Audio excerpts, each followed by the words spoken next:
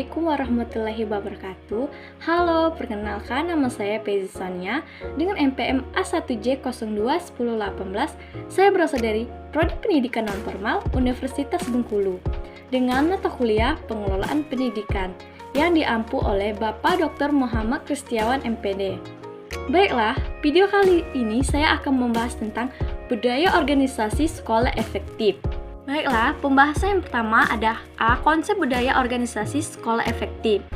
Menurut Fatah tahun 2012, halaman 264, budaya organisasi merupakan sebuah persepsi bahwa sadar bagi anggota organisasi. Persepsi ini meliputi kata tindakan, rasa, keyakinan, dan nilai yang dapat berpengaruh terhadap kinerja organisasi. Kemudian, menurut Martin tahun 1998, budaya organisasi merupakan serangkaian sikap, nilai, keyakinan yang umumnya diciptakan untuk mengarahkan perilaku organisasi. Kemudian menurut Kinman dan Rawls tahun 2001, budaya organisasi merupakan filosofi, ideologi, nilai-nilai, keyakinan, asumsi-asumsi, dan norma-norma yang dianut bersama. Kemudian menurut Session tahun 1992, mengemukakan bahwa budaya organisasi dapat dibagi ke dalam dua dimensi. Yang pertama, dimensi eksternal informants. Yang kedua, dimensi internal integration. Kemudian, pengertian budaya organisasi sekolah efektif.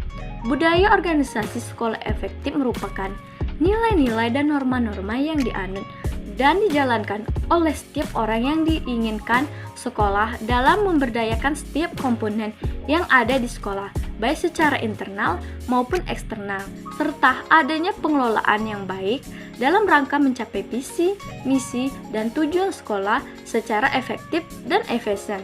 Kemudian yang kedua, pembahasan yang kedua, karakteristik budaya organisasi.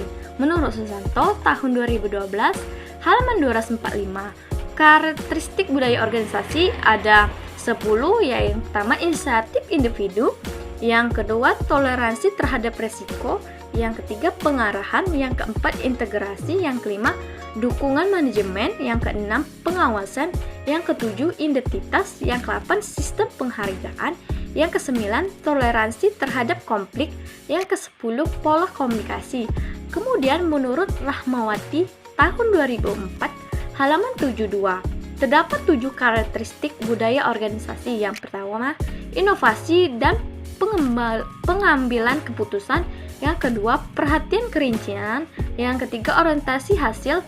Yang keempat, orientasi orang. Yang kelima, orientasi tim. Yang keenam, keagresifan. Dan yang ketujuh, kemantapan. Kemudian pembahasan yang ketiga, tipe budaya organisasi. Menurut Rahmawati tahun 2004, halaman 73-74 menjelaskan 4 tipe budaya tersebut. Yang pertama, tipe akademi, yaitu suatu akademi adalah tempat untuk pemanjat ajaib atau setiadi yang ingin menguasai pekerjaan baru yang diterimanya. Yang kedua, tipe klub. Menurut Summerford, klub menaruh nilai tinggi pada kecocokan dalam sistem kesetiaan dan pada komitmen. Senioritas merupakan kunci pada klub-klub. Yang ketiga, tipe baseball. Tipe ini memandang bahwa organisasi adalah pelabuhan yang diorientasikan pada wirausaha bagi para pengambil risiko dan inovator. Yang keempat, tipe benteng. Tipe budaya ini lebih berorientasi pada upaya mempertahankan stabilitas dan keamanan. Eksistensi organisasi seperti benteng yang menjadi penghalang berbagai benturan. Kemudian menurut Mondi, No dan Promock tahun 1993, tipe budaya organisasi yang pertama ada open and fortification system. Open fortification system ditandai dengan adanya kepercayaan terhadap bawahan, komunikasi yang terbuka, kepemimpinan sportif dan penuh perhatian, penyelesaian masalah secara kelompok, adanya otonomi bekerja, saring informasi, serta penyapai tujuan yang tinggi. Kemudian yang kedua, close and autocratic culture.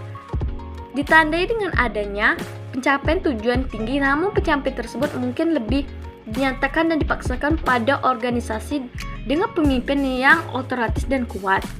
Kemudian pembahasan yang keempat ada unsur budaya organisasi. Yang pertama ada adaptasi, citra dan brand yang khas, juga acuan perilaku, perwarisan, berbagi nilai, pedoman mengatasi masalah, pemimpin, seperangkat nilai dan keyakinan dianut, asumsi dasar.